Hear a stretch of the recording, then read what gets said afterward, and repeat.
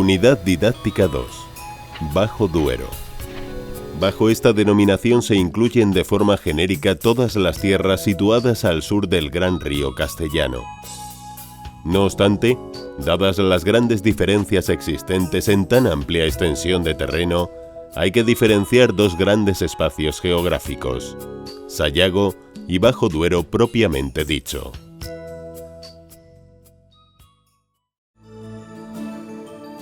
De encinas y granito, Sayago. Colores: verdes, amarillos, blancos, morados, rojos.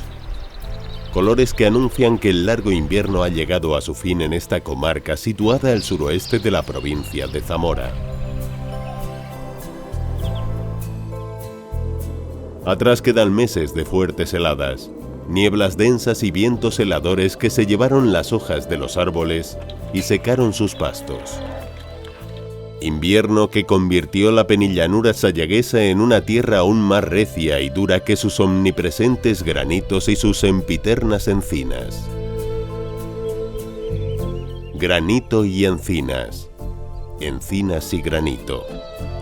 Inmutables en el tiempo, ese es el corazón de Sayago. Granito que nos habla de la gestación de esta tierra en época paleozoica, durante la era primaria, formando parte de la cordillera herciniana. Su aspecto llano, con pequeñas ondulaciones, es el resultado de la fuerte erosión a la que fue sometida esta tierra durante las eras secundaria y terciaria. Erosión y transformaciones físicas y químicas, puesto que los feldespatos del granito se descompusieron y generaron depósitos de caolín que siguen aún explotándose. Pero en la era terciaria también se produce el cambio de sentido de los ríos, que excavan lechos cada vez más profundos buscando el nivel del Atlántico. Esto explica los cañones de los ríos Duero y Tormes, conocidos como los arribes, y la aparición de abanicos aluviales, de los que quedan cerros testigo, de los que el más alto es el Teso Santo, de 985 metros de altura. Y el granito se hizo casa, y cortina, y guardaviña, y fuente, y crucero. Los sayagueses supieron domeñar este duro material, consiguiendo un material económico, pues lo encontraban en todos los lugares, duradero e integrado en el entorno. Y tanto es así que las viviendas aprovechan las propias rocas del suelo como cimiento e incluso como pared. Paredes de mampostería doble sin revocar, excepto los vanos que se recercan con sillares de granito, al igual que las esquinas. Estos sillares alcanzan la categoría de megalitos en muchas portaladas, protegidas por un tejadillo que apoya en dos grandes ménsulas o cachorros y con dos poyos laterales para las tertulias del verano. Y las casas nos hablan del talante de los sayagueses.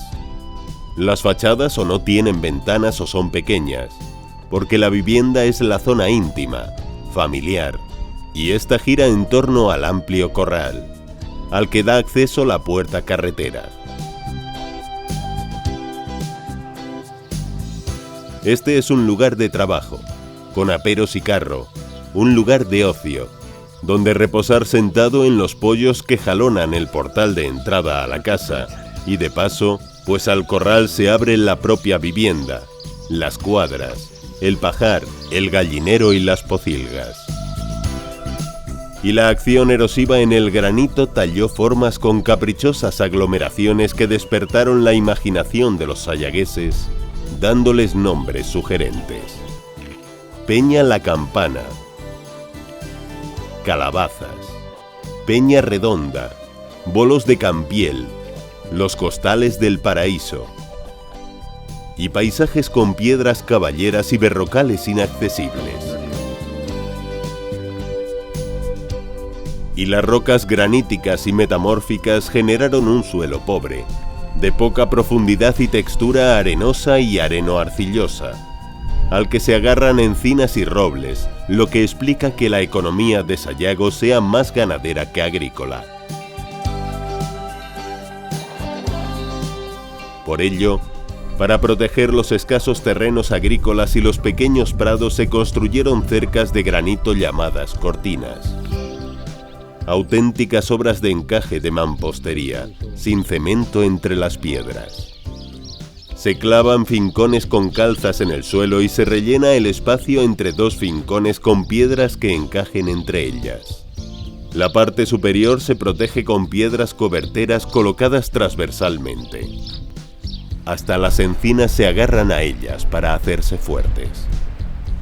Y esta economía ganadera se palpa no solo en las vacas, ovejas y cabras que aparecen en cualquier rincón sayagués o en la nueva ganadería estabulada, sino también en algunos restos de su arquitectura popular. De mampostería de granito y cubierta de escoba surgen los chiviteros.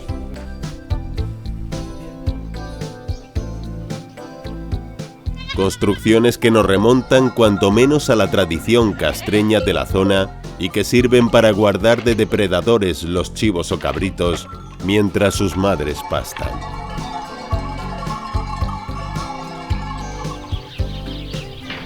Y de granito y roble o encina, hoy abandonados, son los potros que hay en todos los pueblos sayagueses, donde se sujetaban vacas y caballerías, enrollando las cinchas de cuero en los palos transversales para poderlas serrar. Y para completar su dieta alimenticia con carne también se construyeron palomares, generalmente cuadrados o rectangulares, de mampostería revocada y pintada de blanco y con cortavientos macizos. La agricultura sayaguesa se reduce en toda la penillanura al cultivo cerealista de secano y a los huertos familiares que jalonan las riberas y las proximidades de los pueblos. Para la transformación de los cereales, desde época medieval, surgen en el curso bajo de las riberas molinos harineros, antaño de propiedad monástica o señorial y posteriormente de particulares. Son edificios de mampostería de granito de doble pared, precedidos de una represa, cuya agua se conduce por la canal hacia los álabes del Rodezno, rueda horizontal con eje vertical que impulsa directamente la piedra volandera sobre la piedra fija o solera.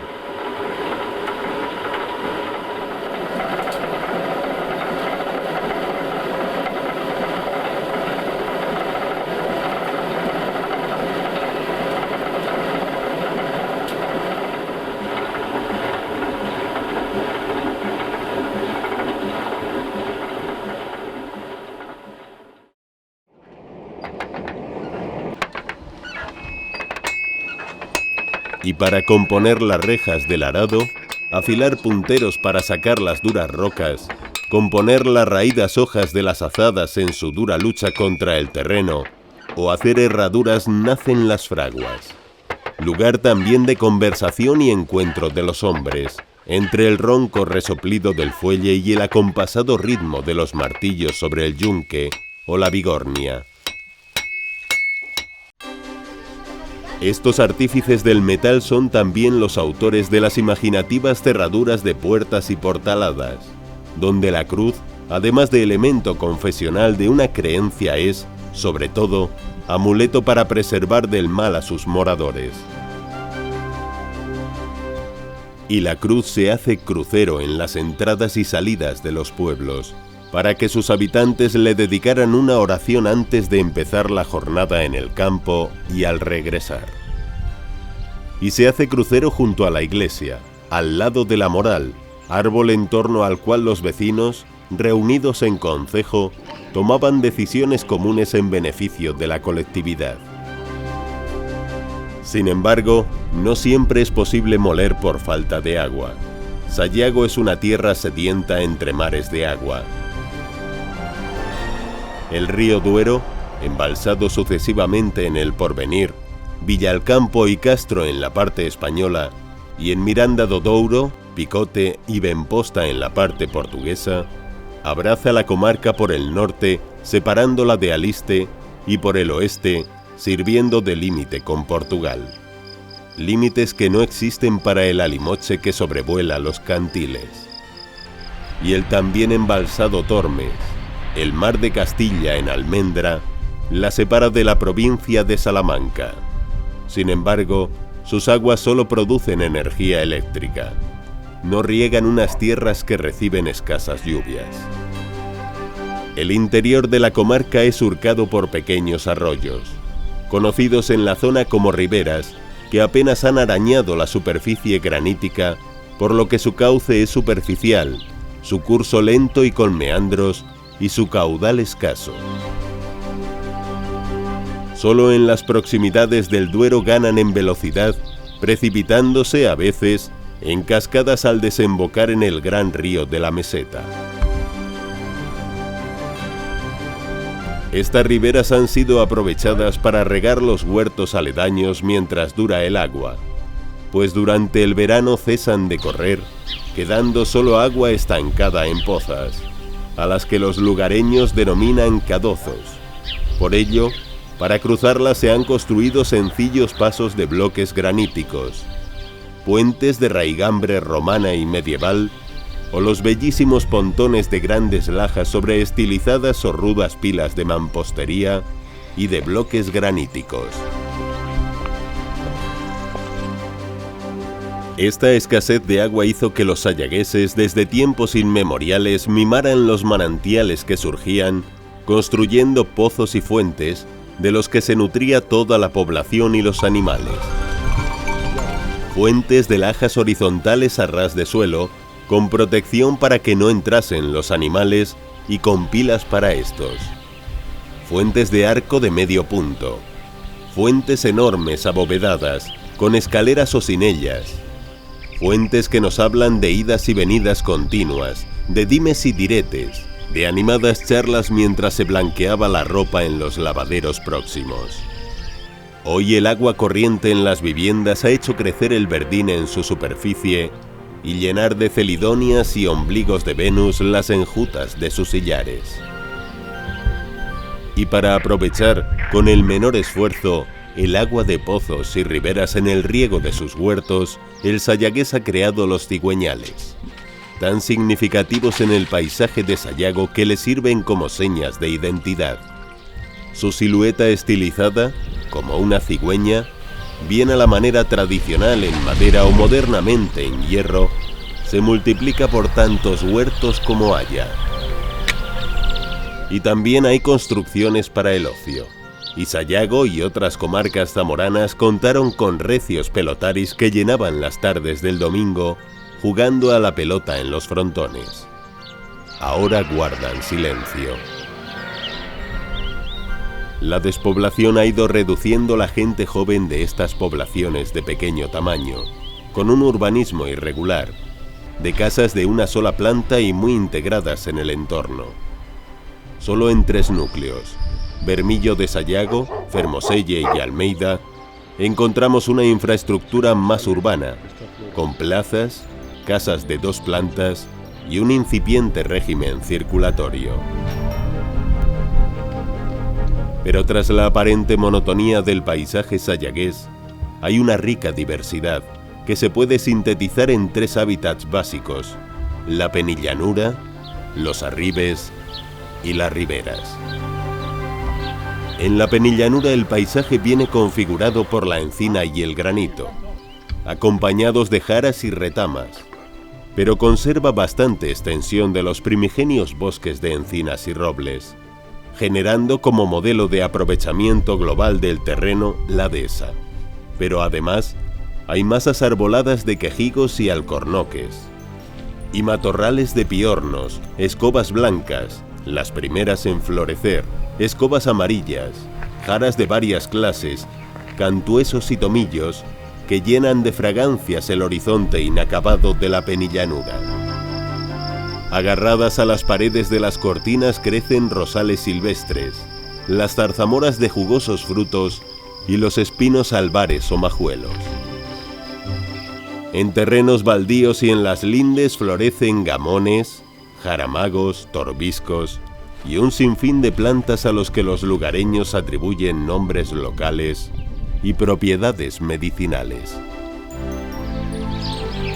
En los arribes del Duero y del Tormes, el paisaje viene configurado por lo atormentado del terreno, berrocales que se despeñan decenas de metros, cortantes verticales, cañones sinuosos por los que ambos ríos, hoy embalsados, se lanzaban tiempos atrás en vertiginosa carrera. Hoy su lento curso es oteado desde el aire por las cigüeñas negras.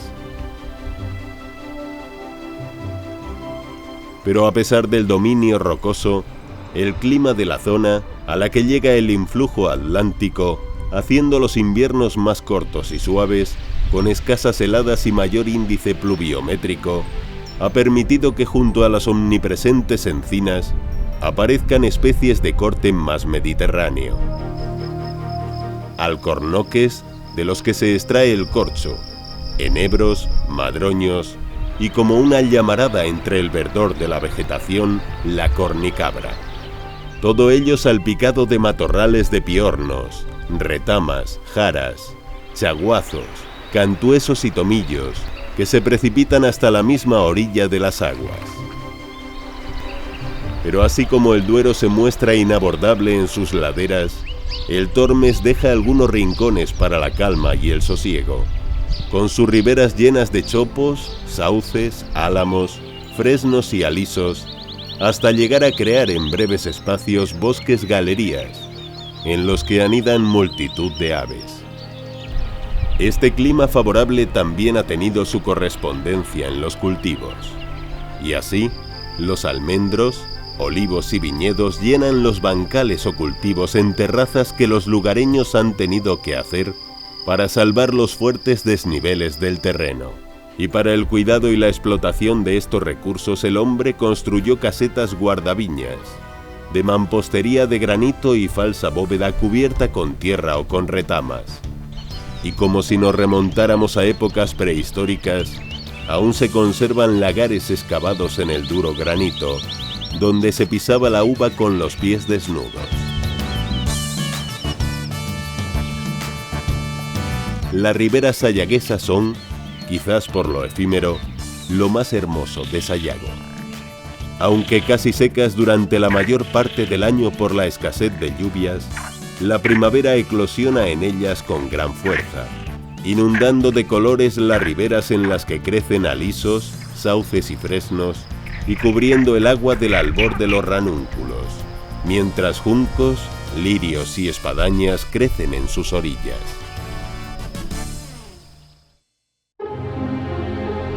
Colores. Colores que definen las 4 estaciones de una tierra dura y amable. El invierno, de tonos pajizos y ocres, solo rotos por el verdor naciente de los cereales y por el verdor oscuro de las encinas.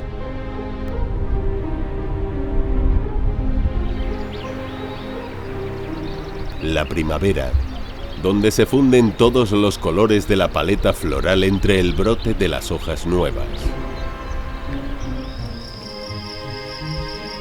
El verano, donde el amarillento sol tiñe de ese color los herbazales y los campos segados, entre el verdor de arboledas y matorrales.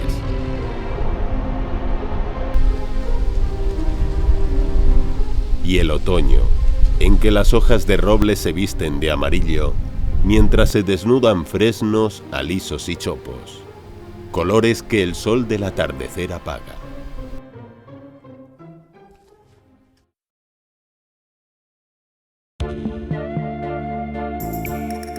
Bajo Duero. El paisaje humanizado.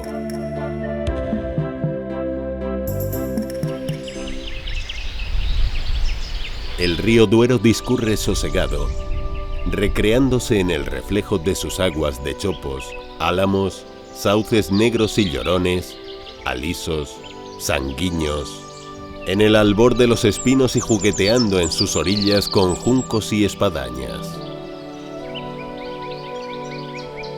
A pesar de mantener una dirección este-oeste, lo hace con amplios meandros, contemplando la extensa vega que ha creado durante las eras terciaria y cuaternaria. Vega llana hasta las lejanas terrazas que en esos periodos le sirvieron de orillas. Hoy el río Castellano es el límite natural norteño del ámbito conocido como Bajo Duero, en el que se engloban las comarcas tradicionales de Tierra del Vino, La Guareña y el sur del Alfoz de Toro. El resto de límites son puramente convencionales. Por el sur, Salamanca. Por el este, Valladolid. Y por el oeste, los primeros granitos sayagueses, que vienen a coincidir con la llamada Vía de la Plata.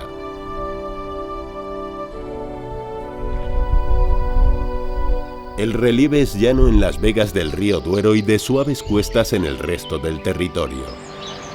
La erosión de ríos, arroyos y la pluviométrica han desgastado y sedimentado fácilmente areniscas, arcosas y conglomerados. Solo la diferencia erosiva de esos materiales y la sedimentación es la causante de que queden algunos cantiles, escarpes pronunciados y cerros testigos que rompen la horizontalidad del paisaje. De ellos, destacan dos en el horizonte, el más alto, el Cerro de El Viso, de 781 metros de altura, y la llamada Parva de Abedillo, y desde ellos se contempla infinito horizonte humanizado. Los pueblos han brotado de forma natural del terreno con los mismos materiales que le rodean: barro, piedra arenisca y pudinga, a los que se ha sumado el ladrillo macizo. Su diseño urbanístico es el de las necesidades utilitarias de la vida a lo largo de su historia, pero siempre en torno a la iglesia y a la fuente. Su extensión, la que imponía el número de sus habitantes, pero en general son pequeños y el poblamiento agrupado, con edificios adosados unos a otros, generando manzanas. Sus casas son de una arquitectura sin arquitecto, nacidas para protegerse del calor del verano y del frío invernal, y para la utilidad de la vida agrícola de sus habitantes. Son funcionales y cómodas. Ellas muestran la cultura popular del sabio empleo de los materiales y la combinación estética de los mismos. El barro como adobe o como tapial, en cuyo caso se enluce y blanquea. La piedra arenisca, cubriendo la fachada principal de las casas de los más pudientes, a veces en combinación en el zócalo con la pudinga o con el ladrillo macizo, que se coloca bien en la planta alta o en toda la fachada, dejando la piedra arenisca para enmarcar los vanos o para la planta baja, y el ladrillo macizo, que transmite una sensación de horizontalidad por las diversas hiladas y por tanto de racionalidad, pero que al poderse colocar a soga, a tizón o combinando ambos, crea texturas distintas, a veces influidas por el mortero utilizado para unirlos. También encontramos casas singulares, como la que combina piedra arenisca y pizarra, copiando modelo del Palacio Episcopal de Zamora, o la que teje encaje de madera en algún mirador. Todavía en muchas de ellas aparecen las argollas para atar las caballerías al llegar a casa. Tradición del caballo que se ha mantenido en toda la zona, lo que ha fomentado la cría caballar, al igual que la ganadería vacuna, bien estabulada o en régimen adhesado. Rebaños de ovejas aprovechan también los pastos ribereños y posteriormente los rastrojos. El fácil labrado de la piedra arenisca ha permitido elaborar decoraciones en cornisas y en torno a puertas y ventanas. Decoraciones molduradas de temática eucarística y religiosa o de carácter popular. Y en esas casas se colocan auténticas obras de arte de herreros en las rejas de balcones y ventanas y de fundidores del bronce en algunos llamadores singulares. Los tipos de casas son múltiples, pues están hechas a la medida y según los medios económicos de cada familia, muy lejos de la monotonía óptica e impersonal de los barrios de nuestras ciudades. Sin embargo, pueden distinguirse tres tipos básicos. En primer lugar, la del área urbana de Fuentesaúco, de 2 o más plantas, a veces con soportales. El segundo tipo es el de las viviendas de una sola planta, con sobrao, entre la cubierta de teja curva y el techo, y con entradas independientes para el corral y para la vivienda, a veces con soportal y bancos corridos. El último tipo es el de las casas señoriales, con escudos en la fachada, y las de los labradores ricos, que pueden ser de una o dos plantas, con fachada de sillares de arenisca bien labrados.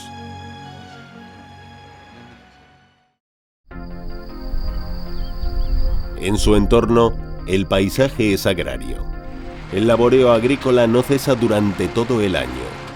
Es un paisaje profundamente humanizado en unos suelos profundos y permeables, aunque pobres en humus, que se compensan con abundante abonado. Se combinan los cultivos de secano con los de regadío, apareciendo acá y allá esporádicos invernaderos y algunas casetas de guardería. Todo ello dibuja un paisaje geométrico de tonos diversos, en los que la luz y la sombra proyectadas sobre el relieve de cuestas le dan esa belleza del abstracto efímero. Por ello, aquí el ritmo cíclico del tiempo lo marcan en el paisaje los distintos cultivos y laboreos de las tierras, y en los pueblos las aves migratorias.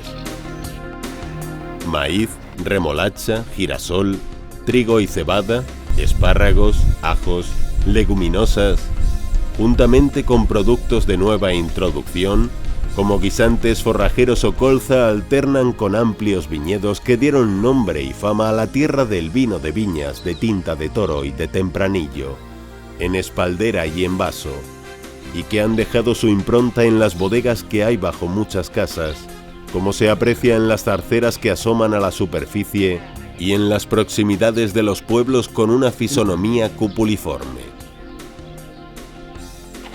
Dada la facilidad de excavación de las calizas y la abundancia de viñedos, se excavaron bodegas a pico, cuya impronta ha quedado en la arcilla de los techos y haciendo cuñas en las paredes frontales para avanzar en longitud.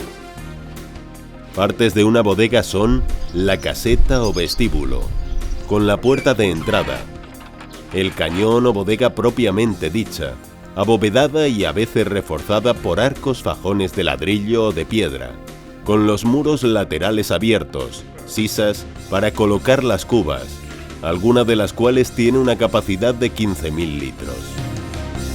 El lagar para pisar la uva se podía colocar en el piso superior o en un edificio anexo. Pero este paisaje es humanizado también, porque a pesar de la amplia extensión de los cultivos, no se ha exterminado la vegetación arbustiva originaria, y así quedan extensos pinares de pino piñonero, alternando con masas de encinares y oasis de verdor como Valparaíso. Los ríos marcan su curso en el horizonte enmarcados por chopos, álamos, alisos y sauces que jalonan sus orillas. El Duero, que riega abundantemente la vega próxima, solo baña el extremo norte de la comarca. El otro río, que da nombre aparte de ella, el Guareña, crea espacios de arboleda y frescor y riega plantaciones de chopos en Olmo de la Guareña, Castrillo de la Guareña y Vallesa de la Guareña, y desde la Bóveda de Toro hasta la desembocadura cerca de la ciudad de Toro, chopos, álamos, sanguiños y alisos llegan a crear bosques galerías en su estrecho cauce, cubierto de carrizos, espadañas y juncos. El resto son arroyos, que como el Talanda, tienen escaso caudal, especialmente durante el verano. Las escasas charcas que quedan aún reciben durante el invierno azulones, fochas, avefrías y otras aves migratorias. Sin embargo, los acuíferos son abundantes, como se puede apreciar en las fuentes tradicionales que no cesan de correr durante todo el año, en pozos, alguno totalmente cerrado, y en el que la noria es el sistema de extracción del agua, o en los antiguos lavaderos públicos, donde hoy el rumor del agua ha sustituido las animadas charlas y canciones de las lugareñas. También han callado los viejos molinos, hoy abandonados o restaurados como viviendas al cesar la actividad molinera. Toda una arquitectura popular rica y variada que la noche de la modernidad no debería apagar.